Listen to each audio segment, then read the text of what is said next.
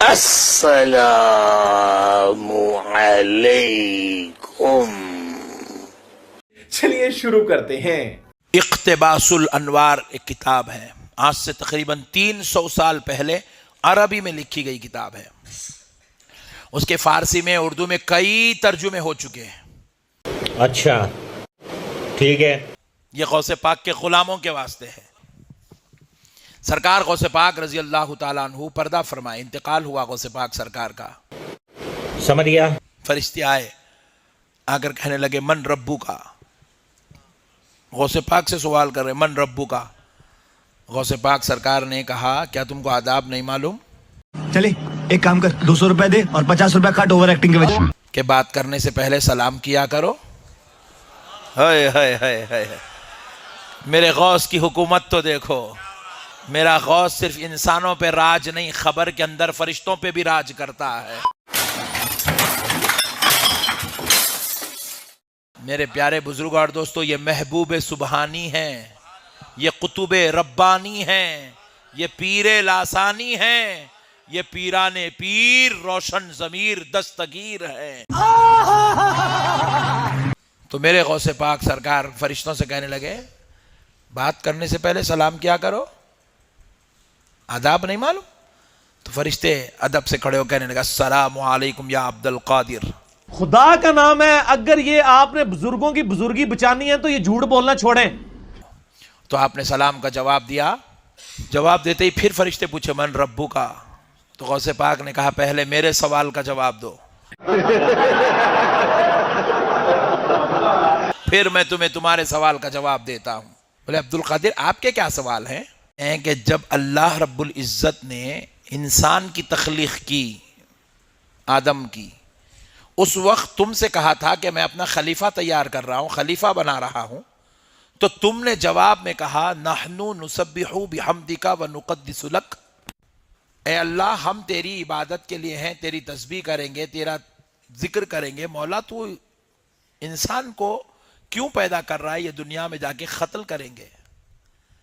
جب رب نے تم سے مشورہ لیا تو تم نے ہاتھ جوڑ کر میرے مولا تو جو کرتا ہے وہ اچھا کرتا، تم نے ایسی بات کیوں نہیں کہی؟ رب کو مشورہ کیسا دیا؟ بھائی صاحب کچھ زیادہ نہیں ہو گیا یہ؟ مطلب کچھ بھی غوث پاک سرکار میرے رب کو تم نے مشورہ کیوں دیا کہ تو ان کو کہیں کو پیدا کر رہا، ہم لوگ ہیں نا، تم اتنی بڑی بات کیسا بولے؟ پھر دوسری بات پوچھے، دوسرا سوال یہ ہے کہ جب میرے دادا آدم علیہ السلام کی تخلیق ہو رہی تھی تو تم نے الزام لگایا یہ دنیا میں جا کے قتل کریں گے۔ کنٹرول ادھر۔ تم نے اتنی بڑی ہمت کا کام کیسے کیا کہ میرے دادا پہ الزام لگایا؟ فرشتے پریشان ہو گئے۔ شاباش بیٹا، بہت بڑھیا۔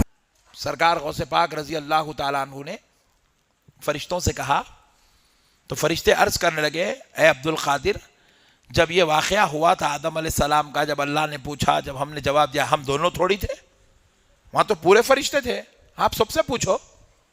تو بولے جاؤ سب کو جمع کرو، میں پوچھنے آ رہا ہوں۔ بولے سارے فرشتوں کو انہوں نے جمع کیا اور غوث پاک کی روح مبارک آسمانوں میں سیر کرنے لگی، اور جا کر سب فرشتے عرض کرنے لگے اے اللہ عبد القادر نے پکڑ لیا ہے، وہ ہم سے سوال کرنے لگے ہیں۔ تو رب نے فرمایا جب عبد القادر پوچھتا ہے تو میرے فرشتوں جواب دو۔ بول جاؤ، کام پہ گئے تھوڑے نال، ہن میمز بنانی ہے صرف۔ عبد القادر پوچھ رہا ہے تو جواب دو۔ فرشتے پریشان ہو گئے، سرکار غوث پاک کی روح پہنچی، غوث پاک پوچھنے لگے تو فرشتے عاجز آ گئے، سوال کا جواب نہیں دے سکے، تو کہنے لگے اے اللہ ہمیں عبد القادر کے ان سوالوں سے بچا لے۔ تو رب فرماتا ہے عبد القادر ان کو چھوڑ دو، عبد القادر ان کو چھوڑ دو۔ تو غوث پاک سرکار کی روح مبارک نے عرض کیا اے اللہ تیرے حکم سے میں ان کو چھوڑتا ہوں، لیکن مولا میری ایک شرط ہے جو ان کو پوری کرنی ہوگی۔ تو رب فرماتے ہیں عبد القادر ان پر شرط بیان کرو۔ تو غوث پاک سرکار اب فرشتوں کو شرط سنا رہے ہیں، سنو اے فرشتوں، جنتا کو آپ مورکھ سمجھنا بند کر دیجئے۔ اس پرکار کی بچکانہ باتیں کسی کے گلے نہیں اترتی، لوگ مذاق اڑاتے ہیں۔ رب کے حکم سے میں تم کو چھوڑ رہا ہوں مگر ایک شرط ہے۔ فرشتوں نے کہا اے عبد القادر کیا شرط ہے؟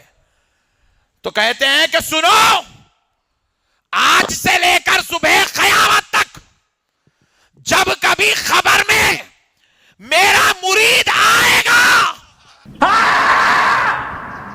جب میرا مرید آئے گا تو تم اس سے سوال پوچھ پوچھ کر اس کو پریشان نہیں کرو گے، اس پہ آسانی کرو گے۔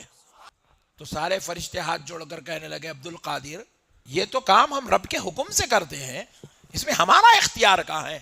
تو کہا پھر آپ رب سے گزارش کر کے اجازت لے لو۔ سر یہ کہانی ہے۔ سارے فرشتے رب کی بارگاہ میں عرض گزار ہوئے، اے اللہ عبد القادر نے یہ شرط رکھی ہے، رحم کر مولا۔ تو رب نے حکم دیا، فرشتوں عبد القادر اگر کہتا ہے کہ اس کے مریدوں کے ساتھ خبر میں آسانی ہو تو لو تمہارا رب بھی تمہیں اجازت دیتا ہے کہ عبد القادر کا مرید آئے تو اس کے ساتھ رحم کا معاملہ کیا جائے۔ یہی نہیں، ابھی اور سنیے، اسی لیے میرے غوث پاک نے ارشاد فرمایا صبح قیامت تک اگر کوئی قادری سلسلے میں مرید ہوا، غوث پاک فرماتے ہیں گویا کہ اس نے میرے ہاتھ پر مرید ہوا۔